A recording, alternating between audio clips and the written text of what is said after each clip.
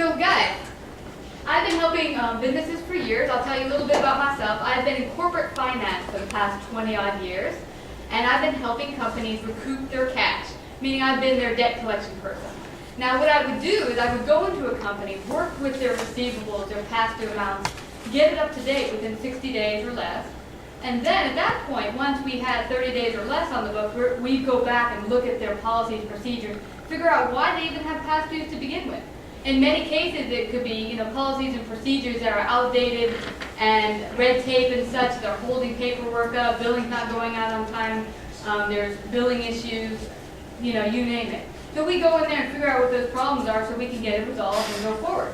So that's what I did for 20 years. I became quite good at it, and as Bridget said, I became the expert in it, and I really enjoyed helping companies with that function.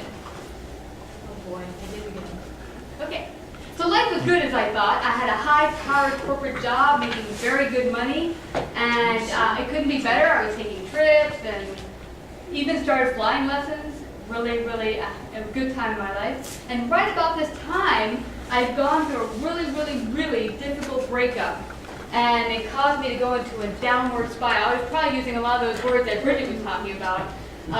But right about that point, up until that point forward, prior, what I would do when I would get upset is I would go on a little shopping spree, buy myself a little hat, some makeup. But when I had this horrible breakup, I actually went off the deep end. I actually went out and for the next 6 months went spending crazy. And it was one of my friends that pulled me aside one day and said, "I think you have a problem." And I said, no, I've got it under control. I have a good job. I know what my debts are. I'm good. She said, no, I think we need to go home and look at your statement because I think you're not doing as well as you think. Well, the ugly truth came to the surface. We went to my house and we actually went through all my statements, and lo and behold, I thought I owed something like $12,000. It was more in the range of $26,000. And when I realized that, I almost fell off the chair. How the heck did I put myself in that much debt? And it was silly stuff, trip to Greece, clothes here, going out to cocktails with the girls. But it added up, and also revamping my house. Once I broke up, I wanted to get rid of everything that me and that guy had, and I got all new stuff. So I kind of lost my mind. But here's the question. I immediately said about fixing the situation. I cut up my credit cards, called all my credit card companies, said let's work out a payment plan. I work out payment plans with other vendors. So we worked out a great payment plan. Within a couple of years, I was able to pay them back. But here's the thing. It bothered me. How could someone who's a financial expert who helps companies not get into debt and not accrue debt to begin with, get into debt themselves? That's nuts. So I wanted to figure out how I ended up doing this myself. So that's where we get to this.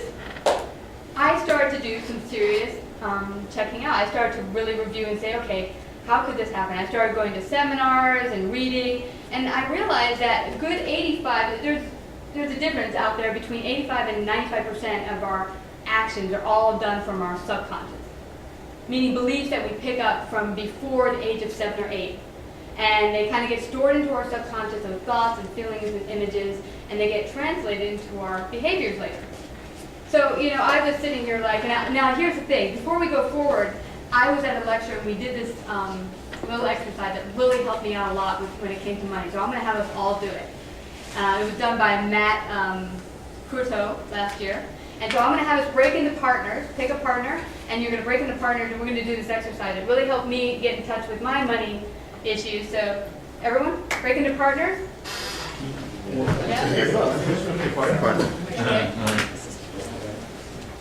Yeah. Bridget, are you going to do it with Brian? No, I'll take care of the camera. Oh, she doesn't have a partner? Yeah, Kizzy could be her partner, because there's 2, 4, 6. We've got 6. Come on. Get Kizzy's your partner. Get over there. Right. You need paper? Yes, I have. Yeah, paper. Someone? Or you need to buddy up? I'm going to manage the camera. No, he's working here. Yeah, I'm working. I'm on the clock. No, that's okay. You can still write right. All right, what we'll do is that one person is going to be the writer to start, and one person is going to do the speaking.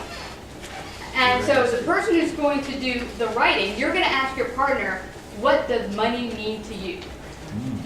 And your partner is going to answer the first thing that comes to their mind. They're not going to do all, but I've done this exercise about 5 different times at different seminars. And what I found very fascinating about it, I didn't find it comfortable at all. I'm like, when's the time up? Yeah, I think they had us do it for 5 minutes. Yeah. I was like, 5 minutes of this question? But here's what I found very interesting. In the beginning, stuff that came up for me was stuff that you generally hear about money: power, respect, wealth, that type of thing. And as and then I kept saying the same words over and over again because I didn't know what to say. Yeah, that's fine. But, tell me, were some of you feeling a bit uncomfortable as time went on? You had to... I think I already said everything that needs to be said. That is normal. About a minute. Yeah. You ran out about a minute? About a minute, Yeah. Sorry. Did you start to feel a bit fidgety inside? Like, oh my God, I got no more to say? Or... Yeah, heart rate goes up. Yeah. It's a good increase.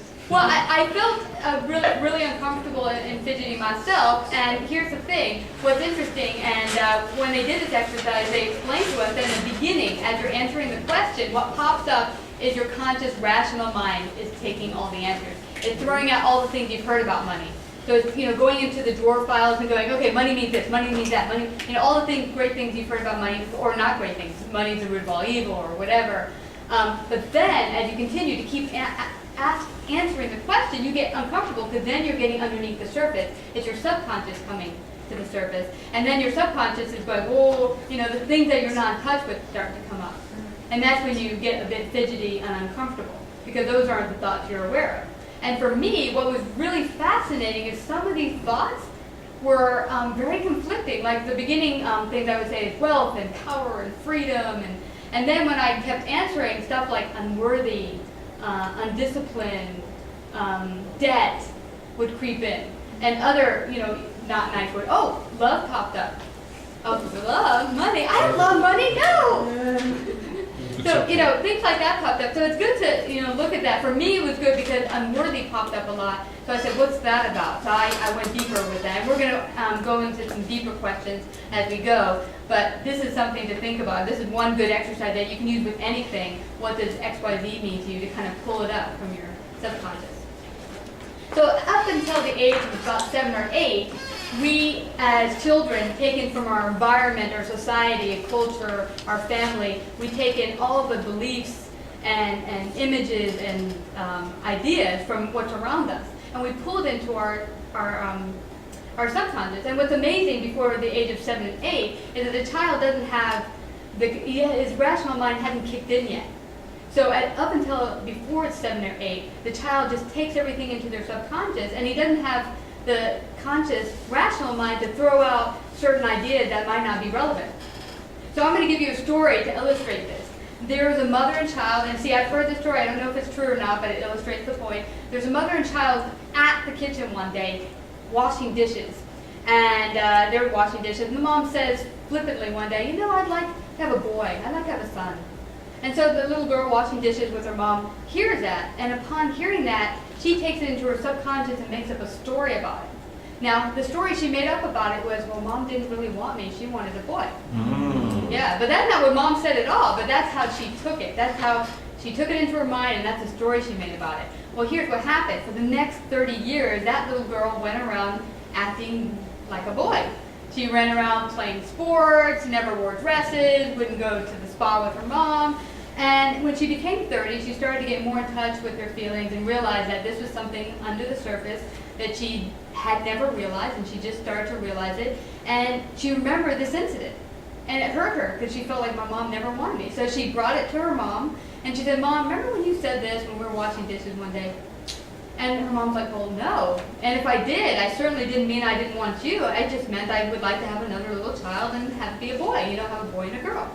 And they cried it out, and the mom and the daughter were really upset. And she said, I love you. I always thought you wanted to be a tomboy. That's why we were supporting you. We weren't, trying to make you be a boy. And so they had it out, they cried, and they had an understanding. From this point forward, because that subconscious belief was brought to the surface, now she could consciously choose to get more in touch with her feminine side and throw out that incorrect story. So that's what we want to try to do, We want to get to the unconscious, get below the water, as you saw in that picture. Now I love this stick person, which was derived from George Thurman Fleet, Dr. George Thurman Fleet. He's phenomenal. And I got this from a lecture I heard from Dr. DavidNagel.com. I put him in my resource page for you guys, and along with a bunch of other books I've read and resources that are wonderful on this subject.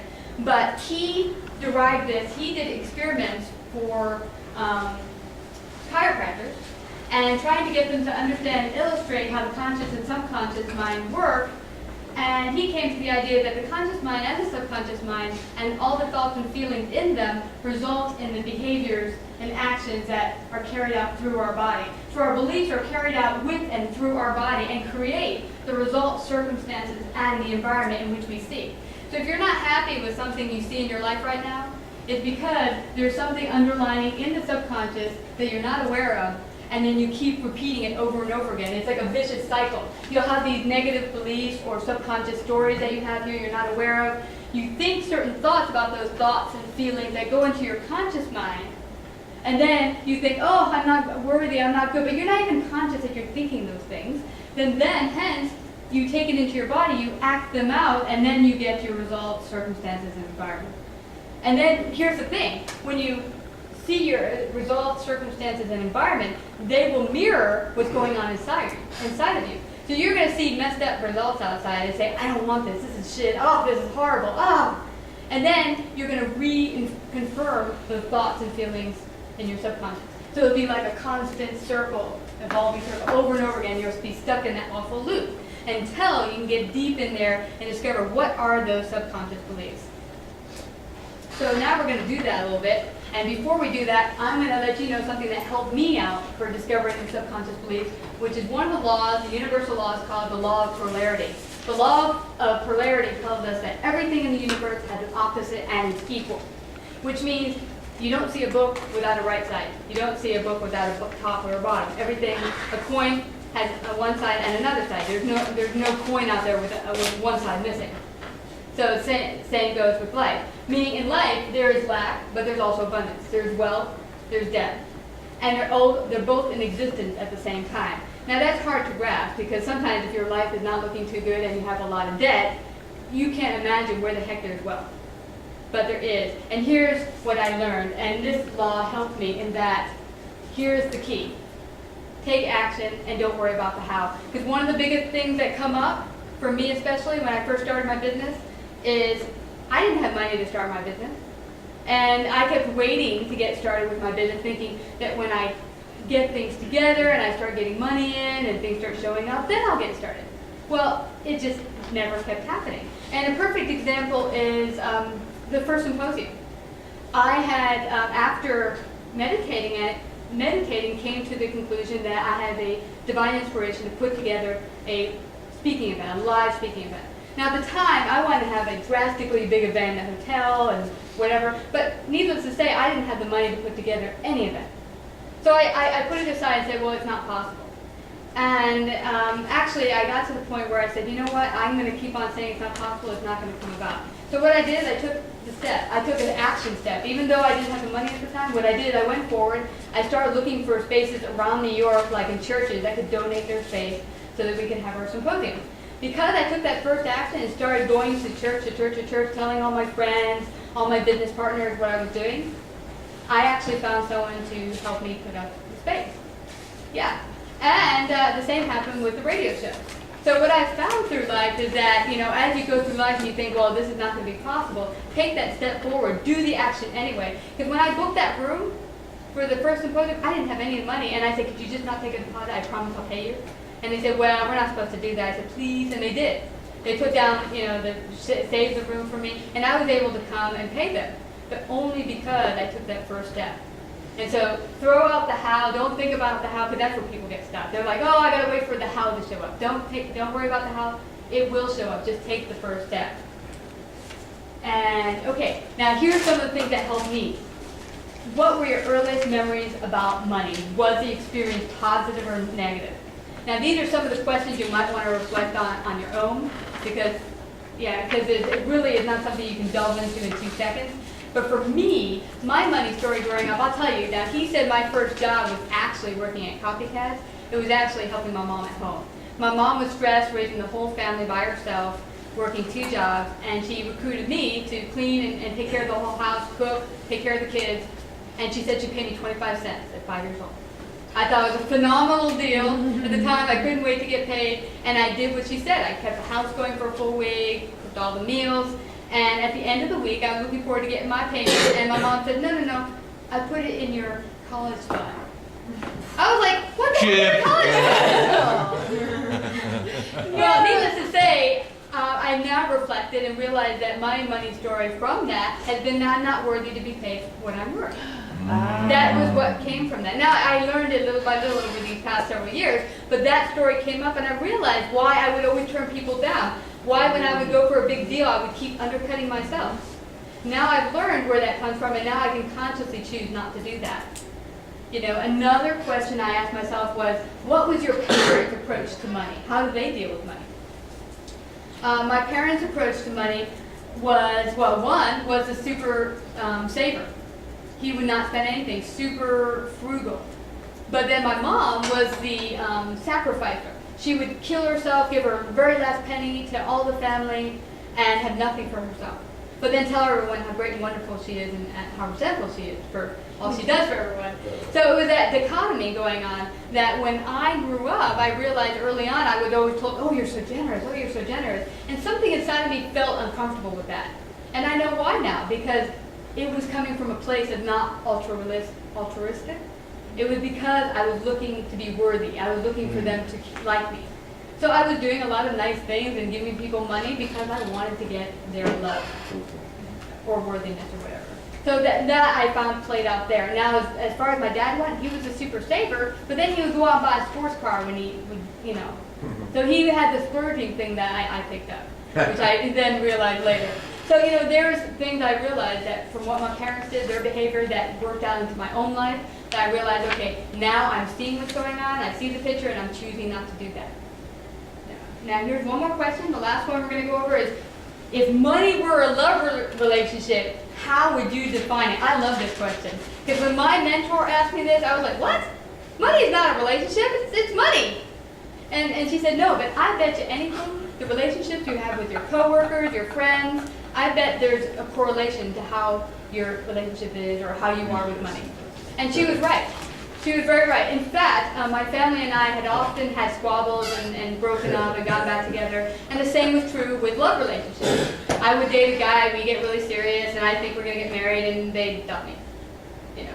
So it was a common theme. And then hence money would kind of be really good, and then something would happen, and I would seem to lose money. So there was that correlation there. So I think these questions are really, really helpful. And one of my mentor had also just suggested make it an actual person that you can see. Because when you can visualize it, feel it, touch it, you know, in your mind, then you can get more in touch with it and then change it. So that's just some suggestions there. So that's your ex. Can you go back? Your Okay. ex. Short, stocky, has continually cheated. Yeah, that's my money. That's my money monster. Yeah, my bad relationship to money. He's no longer. Now he's gorgeous. Are you saying now he's tall? He's tall, thin, and handsome. Feels just like Brian. Ah, all right. That's a lot of them. I love it. Now, I just want to let everyone know, Savvy Central, we offer ads and sponsorship, so I did put that in there. If anyone's interested in being a future guest on the show, just let me know.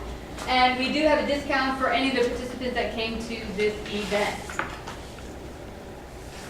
And that would be it, guys. So I just wanted to let you know that I did include in your presentation a some tips, yes, but also some resources, some wonderful books on the subject that I've read and other things. So, you know, do check it out. I think you'll enjoy them.